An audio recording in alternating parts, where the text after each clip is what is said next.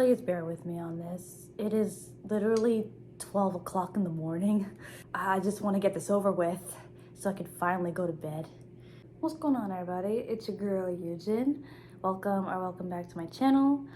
Welcome back for me. So I announced that I was gonna take a break. I expected the break to be about like a few months, but I ended up missing you guys. I wanted to come back as soon as possible. It was rather a short break. We're gonna start off this new content with this video. Today I'm gonna be talking about a show that I binged during my break. It's super good, super good. I'm talking about SUPA Team 4 from Netflix. SUPA Team 4 was marketed as Netflix's first African animated series. The story is about 4 teenage girls trying to balance their school life and their adolescent life with being undercover superheroes who work together to save the city of Lusaka. Yes, Lusaka is a real place. It's the capital of Zambia, but a futuristic version of Lusaka, according to the creator.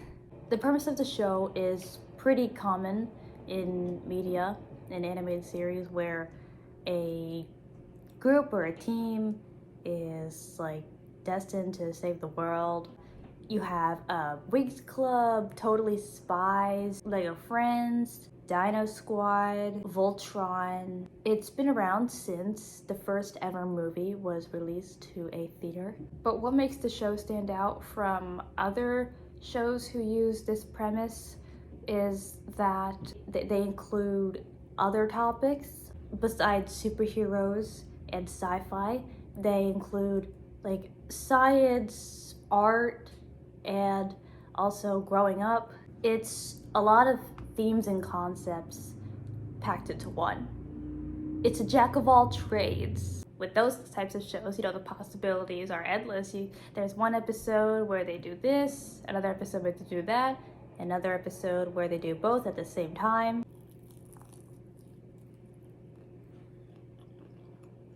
The team was formed by a character named Mama K, who is a retired secret agent, and when she's not doing secret agent duties, she runs a fruit stand, and she is assisted by the group's mascot, Chomps the goat.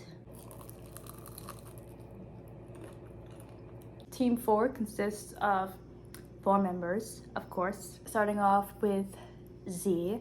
She's the tall, sporty girl. She plays football. It's called soccer in the US. Internationally, it's mostly known as football, so I'm going to call it football. She's the best player on the school's team. She's athletic. She has swag, as in confident attitude. She talks fast. She has a unique laugh.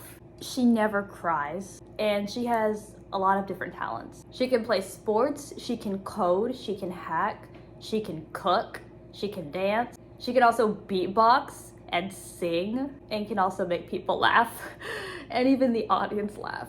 This girl is she's extremely well-rounded. Next member is Temwe, everyone's favorite relatable meme queen.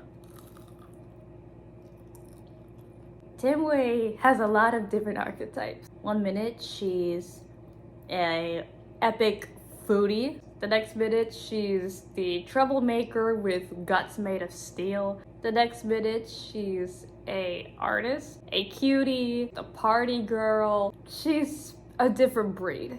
Like I said, she's a foodie. She has a background in rhythmic gymnastics.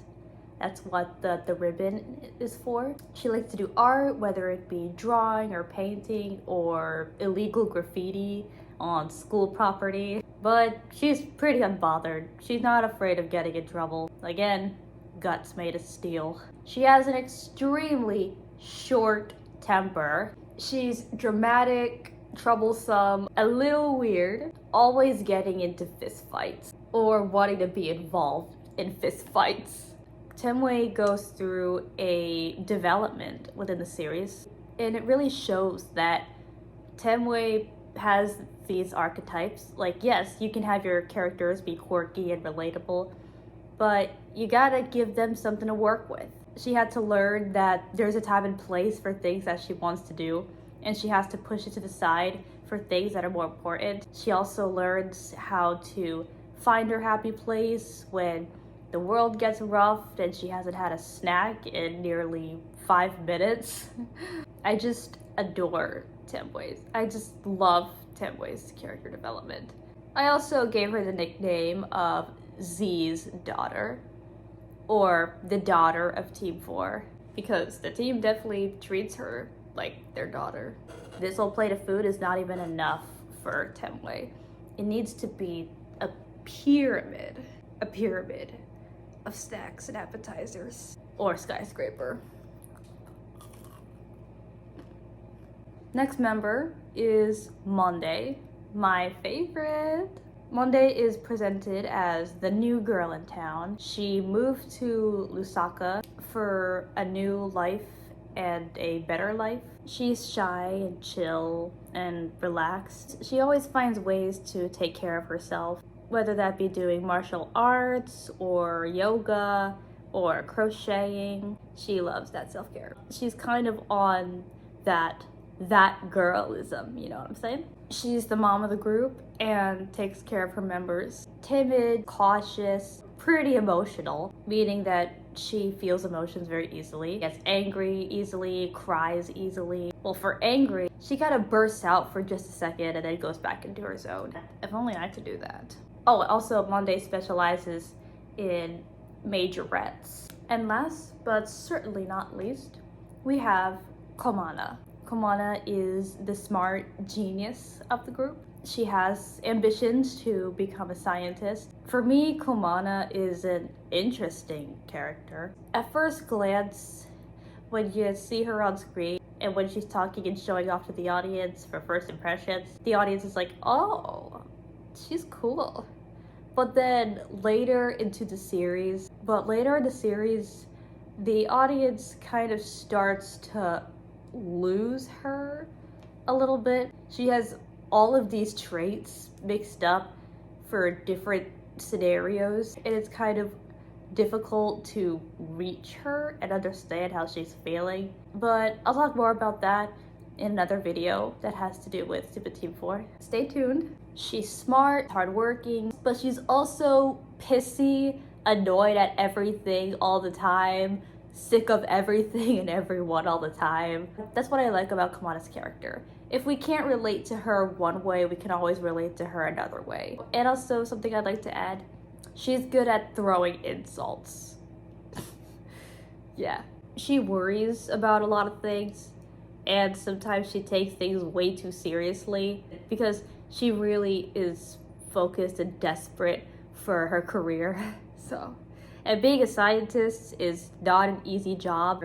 The whole world is kind of depending on you to solve some serious issues, whether it's a cure for disease or how to bring back an endangered species. It's tough, especially when the whole world is literally placed on your shoulders. The animation reminds me of Spider-Verse, which, believe me, is like 90% the case, because Spider-Verse and SUPA Team 4 are about superheroes. The characters are extremely likable. If we can't relate to them one way, we can always relate to them another way. But what I extremely enjoyed about this show was the writing. So not only are they showing off the African culture, but they're also really good storytelling and writing. And that's just great to see, because it's good to know that they actually care about making a good show and not just spreading diversity. Look at IU High Guardian Spice.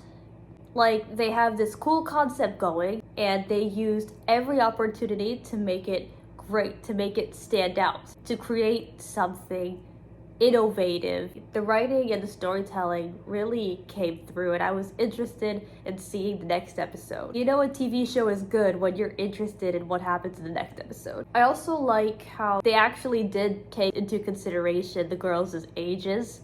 They are teen girls, and teenagers do dumb stuff, and that is an excellent way to make your characters flawed and do bad things. Always consider their age. Teenagers do bad stuff. And in fact, the girls actually do bad stuff and portray questionable, idiotic behavior simply because they're teenagers and they're still growing. So I really appreciated that. And I feel like what takes the cake is that the girls were not inherently special. They weren't like aliens from outer space like Superman or had some interesting lore behind them.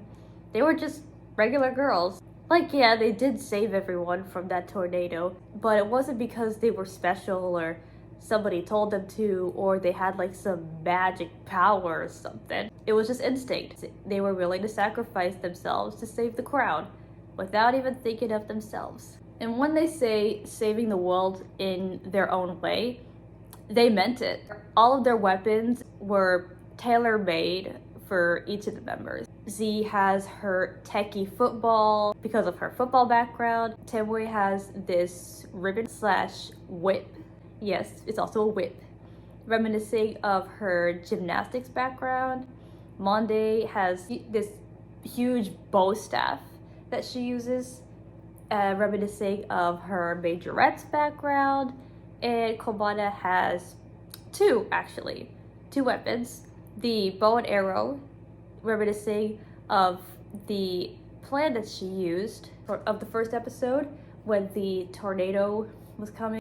And to get someone to safety, she used like a catapult thingy with the umbrella as the arrow, shot the umbrella, and he used the umbrella to get to safety. And her second one is a brazier. It's a little twirly thingy. It's also made of fire. When she releases it, it causes explosions. According to the creator, Season 1 is supposed to have 25 episodes. So I'm a little confused on why Netflix decided to just put it separately with Season 1 and Season 2. The creator said that Season 1 has 25 episodes. So I don't call them Season 1 and Season 2. I call them Chapters 1 and 2. So whenever I make a video and I mention an episode in a specific section, I'd say Chapter 1 instead of Season 1 and Chapter 2 instead of Season 2. And so yeah, I guess that is my review on SUPA Team 4. Let me know if you guys have seen the show. If you haven't, I highly recommend you go watch it. And I know you might be asking, is it really that good? My answer is yes. It really is that good. Okay, I gotta wrap this up. I'm extremely brain dead right now. I want to go to bed. I want to go to sleep. Yeah, I'm just gonna peace out for now. So this is your girl Eugen signing off. Peace.